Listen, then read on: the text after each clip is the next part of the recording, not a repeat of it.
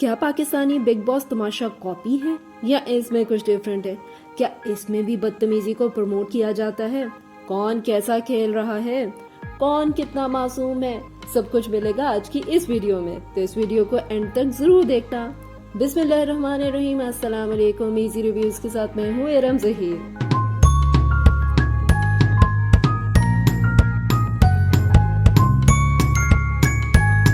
6 हफ्ते के इस शो में अब तक 2 हफ्ते यानी 15 दिन गुजर चुके हैं एंड आई मस्ट से कि ये शो मेरी उम्मीद से बहुत अच्छा निकला है। तमाशा देखोगे?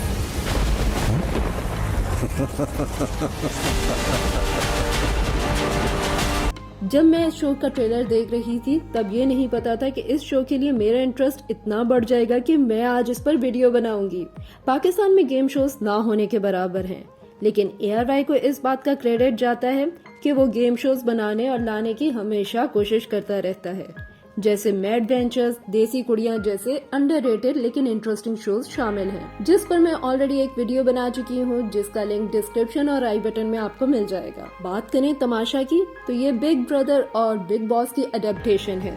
जिसको इस शो के बारे में नहीं पता उनको बताती जाती हूँ कि इस शो में टोटल 12 या 15 कंटेस्टेंट होते हैं according to the format of the show, जिनमें से एक वजीर या फिर एक कैप्टन बना दिया जाता है जो घर के बाकी लोगों को टास्क असाइन करता है, लाइक कौन किचन को हैंडल करेगा, कौन सफाई करेगा, कौन गार्डन की सफाई करेगा, कौन खाना बनाएगा। और जैसे कि सब जानते हैं कि सारी लड़ाइयाँ शुरू ही किचन से होती हैं। कई डिफरेंट ज़हनियत के लोग जब एक साथ एक घर में बंद कर दिए जाते हैं, जिनके पास ना कोई सोशल मीडिया, ना नॉर्मल मीडिया, ना ही मोबाइल फोन्स और ना ही अपने घर वालों से राब्ता करने का कोई भी तरीका होता है, तो ऐसे में झगड़े तो होंगे ना। फिर बादशाह साहब की तरफ से हर मंडे या ट्यूसडे को कोई टास्क दिया जाता है जिसको इन कंटेस्टेंट्स को पूरा करना लाजमी होता है, और ये टास्क कोई मामूली टास्क नहीं होता। ये भी इसी तरह के बनाए जाते हैं जिसमें लड़ाई झगड़ा ज्यादा हो सके। जैसे किसी से आपको चीज चुरानी है और अगले को वो चीज अपनी बचा के रखनी है। जो टीम इस तरह के टास्क जीत जाती है वो 1 हफ्ते के लिए सेफ हो जाती है, और जो हार जाती है वो अनसेफ हो जाती है, और उनमें से एट द एंड आवाम की वोटिंग के थ्रू एक बंदे को निकाल दिया जाता है शो से। इंडिया में ये शो काफी अरसे से सलमान खान होस्ट कर रहे हैं, जिसके ऊपर भी मैं एक वीडियो बना चुकी हूँ और इसका लिंक भी आपको आई बटन और डिस्क्रिप्शन में मिल जाएगा।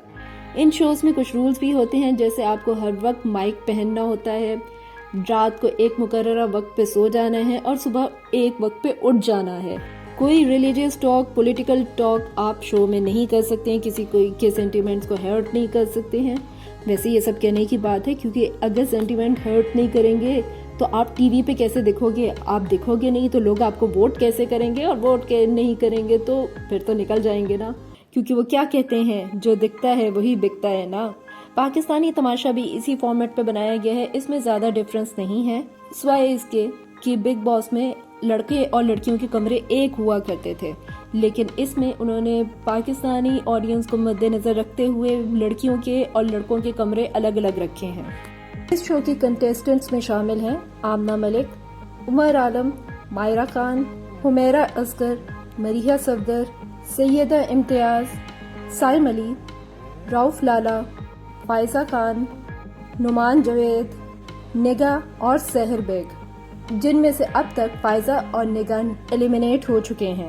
अगर मैं अपने मुताबिक हर कंटेस्टेंट्स की डिटेल में जाऊँ तो मेरे मुताबिक मायरा खान अभी तक की काफी स्ट्रॉन्ग कंटेस्टेंट है। खाना बहुत अच्छा बनाती हैं, वो सबके साथ बहुत फ्रेंडली रहने की कोशिश करती हैं, लेकिन जैसे ही वो अपनी अहमियत डाउन होते हुए देखती हैं तो फौरन रिएक्ट करती हैं। हर वक्त कहती तो रहती है कि मैं किसी गॉसिप का हिस्सा नहीं बन सकती और मैं पूरी रात बैठ के गॉसिप्स नहीं कर सकती, लेकिन मायरा जी आप हर वक्त गॉसिप करते हुए ही नजर आती हैं।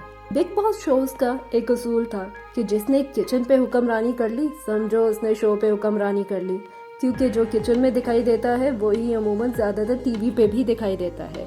तो मायरा खान ने आते ही किचन संभाल लिया और उनको खाना बनाना भी बहुत अच्छा आता है, इसीलिए वो सबके दिलों पे राज भी करती हैं, और पुरानी एक्ट्रेस होने के नाते उनकी अहमियत भी इस घर में बहुत ज्यादा है। रऊफ लाला इस शो की जान है, उनके हल्के फुल्के मजाक बहुत प्यारे लगते हैं।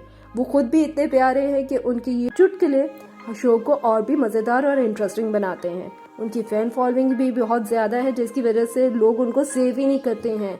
रऊफ लाला साहब, ये आपके साथ ज्यादती है। फैन फॉलोइंग हुए अपनी जगह, लेकिन घर वालों को तो आपको सेव करना चाहिए ना। दैट्स नॉट फेयर लाला जी। सईदा इम्तियाज, जो कि एक बहुत ही फेमस मॉडल और एक्ट्रेस हैं, लेकिन वो इस घर में खाना बनाते हुए दिखाई देती हैं और लोग उनके खाने की तारीफ करते हैं, तो यकीनन वो भी एक अच्छा खाना बनाने वाली ही होंगी। क्यूट, स्टाइलिश, अपने काम से काम रखने वाली लगती हैं, लेकिन ज्यादा टीवी पर दिखाई नहीं देती हैं। इसकी वजह शायद ये है कि वो ज्यादा गॉसिप्स का हिस्सा नहीं बनती हैं और अपने आप को थोड़ा सा लिमिटेड रखती है।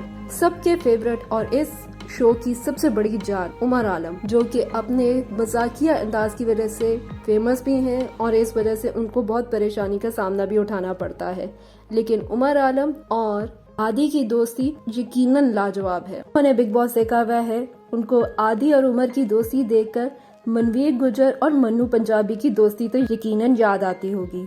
उमर आलम इस वक्त घर के वजीर है और वो अपनी वजारत को इंतहाई हल्के फुल्के अंदाज में हल्की फुल्की कॉमेडी करते हुए लेकर चल रहे हैं, लेकिन उनको परेशानी का सामना घर के राशन के सिलेक्शन में हुआ, जब आधे लोग उनको वो मशवरा दे रहे थे जिनका किचन से कोई ताल्लुक ही नहीं था, जिसपे मायरा खान ने अपनी नाराजगी का इजहार किया। वैसे मायरा, आपको उमर ने कई बार बुलाया था, अगर आप पहले आके बैठ जाती तो ये शायद मसले मसाइल ही नहीं होते, क्योंकि आपकी मरीहा से बनती नहीं थी, इसलिए आपने वहाँ बैठना पसंद नहीं किया और ईगो में रह गई।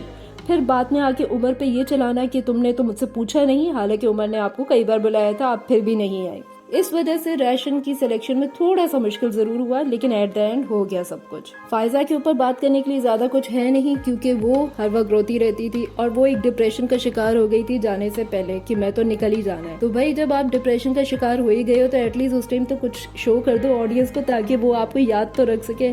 लेकिन वो इस मामले में कमजोर साबित हुई। निगा जी अपने डांस की वजह से और अपने हल्के फुल्के अंदाज की वजह से बड़े फेमस थे, लेकिन उमर आलम की मजाक को बर्दाश्त ना कर सके और इसकी वजह से वो डिप्रेशन में चले गए, जिसकी वजह से उनके शो की बहुत सी उनकी पॉपुलैरिटी डाउन हुई और एट द एंड हुआ वही कि जो डिप्रेशन में गया इस शो में, समझो वो घर से गया। इसके बाद आते हैं नुमान जवेद। नुमान जवेद इस टाइम शो के सबसे सुलझे हुए, काम और सबसे सलीके वाले कंटेस्टेंट है, जो कि हर एक की बात सुनते हैं, अपनी राय भी देते हैं, लेकिन सुकून से फिर भी चलते हैं।